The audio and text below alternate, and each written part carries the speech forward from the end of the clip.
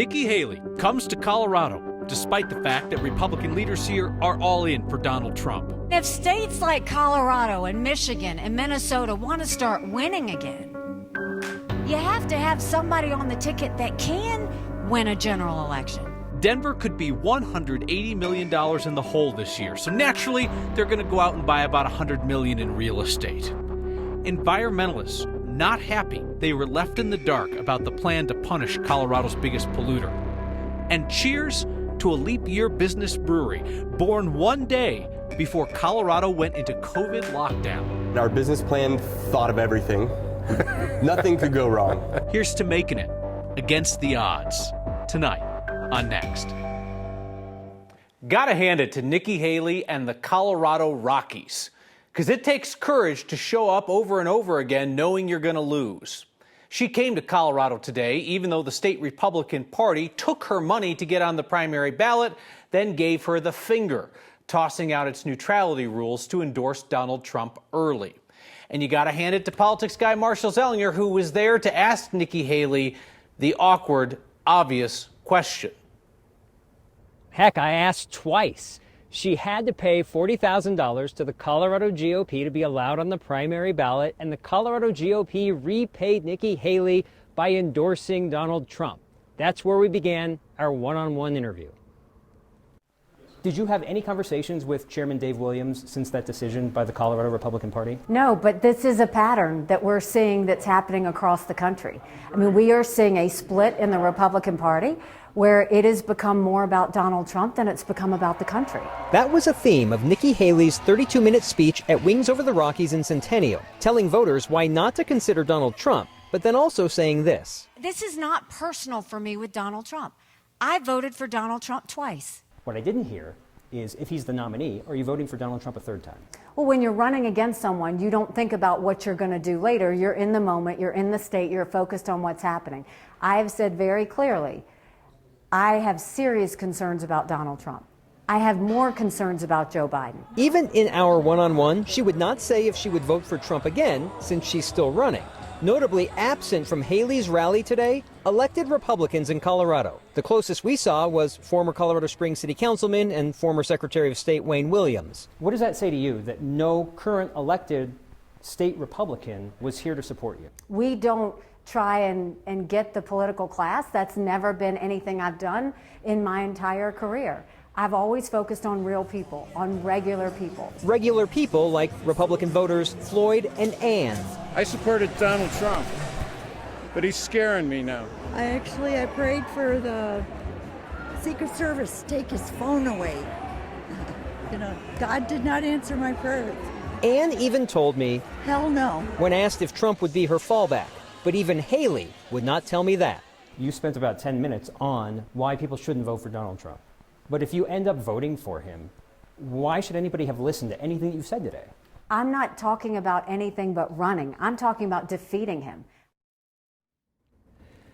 I did see a notable Republican here, not an elected Republican, but a notable one, and I asked that person why they thought elected Republicans were not here at Wings Over the Rockies. That person told me that they were likely fearful of Trump, even if they don't support him, that if they're in a safe Republican district, they would be afraid of getting primaried by another Republican, a Trump Republican, if they were seen here supporting Haley. Kyle. Fear is really a good, healthy thing, I think, to have in our politics, especially when it crosses the line into people having physical fear, not just maybe for their jobs, but for their physical safety. Marshall Zellinger, thank you. A once prominent annual gathering of conservatives in Denver has been canceled for this year. The Western Conservative Summit won't happen in 2024. That's because Colorado Christian University is parting ways with Christian right leader Jeff Hunt, who organized the event. Hunt says he's going to pursue a career in talk radio. The Western Conservative Summit has struggled to draw marquee names in recent years, and it moved out of Denver to the suburbs because of attendees' fear of violence in cities. An undercover Aurora police detective helped to sway the jury selection in the trial of 2 Aurora police officers charged with the death of Elijah McClain. The detective was gathering information in the court hallways that got a Latino juror dismissed. The case went ahead with a jury that was nearly all white. We never would have known that Aurora police were working undercover at the trial of their own officers without a lawsuit from Colorado Public Radio. Just hours before the trial of suspended police officer Randy Redeema and former officer Jason Rosenblatt was set to begin, on the final day of jury selection, a closed-door meeting led to the dismissal of a Latino juror, Juror 14. We never knew what happened in those meetings until now. According to newly unsealed court documents, thanks to that CPR lawsuit, the defense wanted Juror 14 dismissed after he said he felt profiled in previous police interactions. Prosecutors convinced the judge that Juror 14 could be impartial. But the judge changed their mind after an undercover Aurora police investigator sent to monitor jury selection said she overheard a phone call where Juror 14 said he hated police. Juror 14 was dismissed that afternoon. The jury would go on to convict Randy Redeema of criminally negligent homicide, while Jason Rosenblatt was acquitted. The undercover officer told the judge she was there at the courtroom to monitor the trial to gather intelligence on possible protests. Aurora police say that they did not send undercover officers to the other two trials related to Elijah McClain's death. Denver is writing some pretty big checks for a city that is also making pretty big cutbacks to pay for the migrant crisis. Today, City Council pushed forward a plan to buy 2 buildings for more than $100 million. Our Mark Salinger has that. Great, thank you all. So we've got 3 action items today. In a room filled with a lot of talk about budget cuts recently, today the checkbook was wide open. City Council did approve the purchase and sale agreement for $88.5 million in January 2024. On the agenda, presentations from the Department of Finance on a $90 million plan for the city to buy the Denver Post building downtown and a $25 million proposal to buy a hotel in South Denver to house the homeless.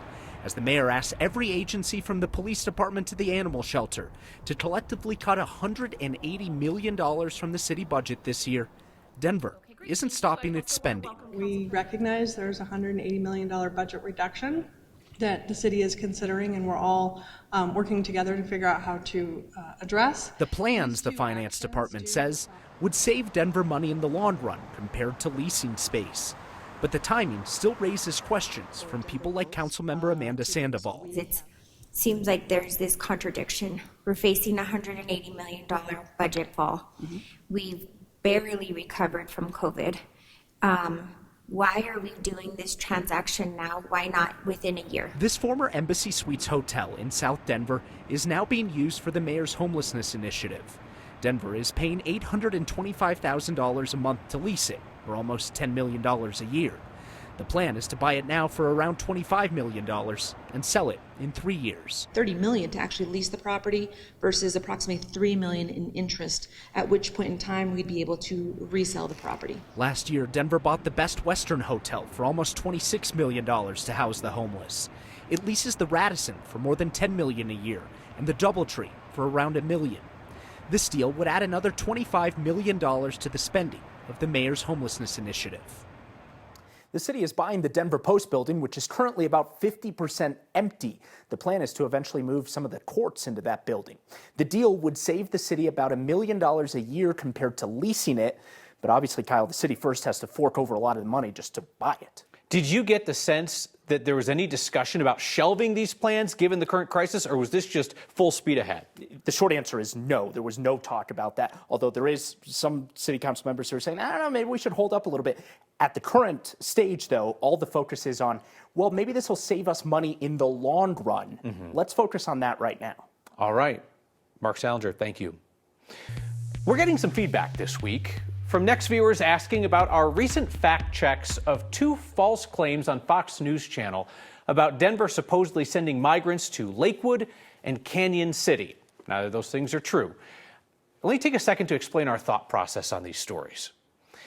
We do point-by-point fact-checking here, and a lot of it, because it is important that we all live in a shared reality, a place where people hold all kinds of different views about a common set of facts. That's really the only way that people can make informed decisions. When journalists don't fact check, when they repeat falsehoods as a he said, she said, that's not harmless. That's actively harmful to our community. Because once made up claims get into people's minds, they're awful tough to get out. The people spreading misinformation know that. They count on that. Around here, they can also count on getting called out for it. Whether it's the Denver mayor's homeless initiative numbers not adding up, or these fake claims that thousands of migrants are being brought to live in Lakewood schools, whether the claim comes from a source that you like or a source that you don't like, you deserve a clear explanation of what's true and what's not. And that really is where the conversation begins, not ends, because then you layer on your views to the foundation of facts and our shared reality. So I invite your views now about this particular approach to journalism and community and how it might be improved. Next at 9news.com is our email. I read each and every one. Tonight's next question comes from a viewer named Tim, wondering about our description of this morning's sudden burst of snow. Hey, Kyle and the next team, just curious. I've heard this term snow squall being thrown around a lot today, and I don't recall ever hearing it before. Can someone let us know what a snow squall is? That's a good question, Tim. I feel like I heard that a lot when I lived in the Northeast, but not so much out here. So let me bring in our meteorologist, Chris Bianchi. For the first time ever in Denver, we had this, a snow squall warning issued for Denver. So what exactly is a snow squall? That's the question that I keep getting here. And you're understandable. It's understandable that you're asking that question. Snow squall warnings only went into place just 5 years ago. And again, for Denver, this morning, that was the first time that a snow squall warning was ever issued for the city. So a snow squall, think of it like this. It's a snow thunderstorm. You get a burst of snow and wind, but it usually lasts less than an hour, just like it did this morning. It can create blizzard-like conditions. And the thing you should really take away from a snow squall is that it makes travel really difficult. That said, snowfall totals within a snow squall are often not that impressive. So you see 1 to 2 inches worth of snowfall and you're going, what's the big deal? If I were to tell you we have a forecast of 1 to 2 inches of snow, you'd probably go, what's the big deal? Well, when it comes with 50 or even 60-mile-an-hour winds and it hammers snow for an hour, that can create some of those conditions that we saw this morning. And then we have to try to intervene just to stay in the know. But these settlement conversations are often just so in the dark. Environmental advocates say they were left out of the loop when Colorado slapped Suncor with record-breaking fines. They actually don't love this agreement. And talk about bad timing. A small business that opened right before the COVID lockdowns banned in-person customers.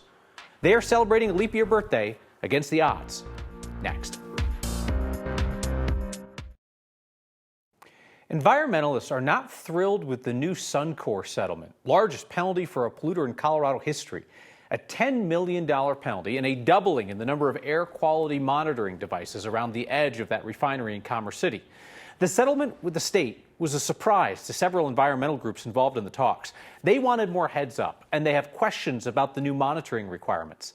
The head of Colorado's Green Latinos says the settlement delays the monitoring plan and leaves gaps around the perimeter. We think that Suncor is making billions of dollars and continues to have issues, and they should be installing the best possible monitors. And we need that data in order to hold them accountable going forward, because we need to have the measurements to begin actually finding them and holding and regulating them. This is why they're fighting back so hard. The environmental groups told us they're also worried that the court is not actually going to enforce the terms of that settlement. After this morning's snow squalls, which Chris Bianchi taught us about, Kat Stevens here to tell us what's next. That's right. Clearing skies, Kyle, lighter winds, and a very cold night. That fast-moving storm system came in right at the heart of the rush hour, dropping 1 to 2 inches of snow, producing gusty winds and near whiteout conditions for a time. Things are calmer in Denver, but still snowing pretty good on I-70 and up over some of the higher passes. The totals along the Front Range were light. It was all about the timing and the wind, a very impactful fast storm this afternoon. And these are the high temperatures before the front moved in this morning. Denver at 44, low 70s in southeastern Colorado. The winds are still pretty gusty over some of the higher passes today, and we're seeing the heavier snow bands shifting into southeastern Colorado, extending through Nebraska, Kansas, all the way up into Minnesota. This system will be long gone in just a few hours, allowing for high pressure to rebuild ahead of the next system and chance for snow. But that's not until the weekend. The heavy snow and potential for squall warnings continues from Lamar down to Springfield tonight. Residual snow showers around Lyman and Carver Starkville, the Colorado Springs area, but all advisories for snow stay in the Colorado High Country until about midnight tonight for additional snow and wind. Our skies are clearing, and with those clearing skies, we will be looking for temperatures to drop into the teens tonight. It'll take a little while for that to happen, but when you wake up, the temperature will be about 16 degrees in Denver. We rebound to sunshine and 51 tomorrow, 60s Thursday, Friday, and Saturday. Next chance for colder weather and snow next Sunday into Monday. We actually had, 2 or 3 pretty good weeks. The party kind of kept going, and then COVID hit. Let's sit down over some cold ones and talk about what it takes to keep a small business running through some pretty rough years. Next. 4 years ago, around this time, businesses were facing uncertainty unlike anything in generations. Virus spreading around the world, communities going into lockdown. And even when the worst of the pandemic ended, it was a difficult couple of years for Colorado's small craft breweries. We saw closure after closure. Today, the father and son owners of Barkentine Brewery in Edgewater took a break from bottling to sit down and talk about their opening on December 29th, 2020, and the wild ride since. Okay, this is the first really good one. Everybody ready? Well, here we are at Barkentine Brewing Company in Edgewater, Colorado. We're celebrating our 4-year anniversary. My bucket's got a hole in it. This is my son Kyle. He's our head brewer here at Barkentine Brewing. This is my dad, Ed Knutson. He oversees the entire operation, beginning, middle, and end. And our business plan thought of everything. Nothing could go wrong. No. February 29th, 2020. I didn't have an inkling of what if the entire world shuts down in 2 weeks. Yeah. Then what? There's a couple things I think that saved us. We're fortunate to be in Colorado where beer is considered an essential business, and so we were able to sell curbside. So I think, I remember driving around getting every growler we could find in the city. We had a strong balance sheet going in. I never expected anything like that, but fortunately we were financially sound. We got a lot of support from other local breweries too, and I really appreciated that. I bought a pallet of cans from one brewery, drove up my pickup truck and threw them in the back of the pickup truck. I picked up a labeler from another brewery. We would call other breweries like, what are you guys doing? How many tables can we have again, and how far do people have to be apart, and do they have to be wearing masks when they sit or when they get up, but they don't have to wear, When we finally were able to open back up on a limited basis, we felt a pent-up demand, like people definitely wanted to get out. And for us too, it was all about, drop the politics and get rid of all, we all got to get through this thing. Let's just have a beer. Yeah. Well, cheers to Leap Day. Happy birthday. I knew you were ready. I knew you were ready for it. You're going to do the next one. Oh. They're even looking to expand these days. Second tap room. Hey, your feedback on the truth and how we try to find it. Next. My goodness, the amount of your feedback tonight about our explanation of how our fact-checking process works and why we do it. A couple quick notes. Tony says, great explanation of what you do, why you do it. Judy says, please keep keeping on when it comes to what's true and calling out those who either manufacture falsehoods or repeat it. Roger in Lakewood said, really like the explanation of truth and fact-checking. Roger says, our Tuesday morning Methodist men's Zoom today grappled with the question of what gives a lie its power as well as what gives truth its power.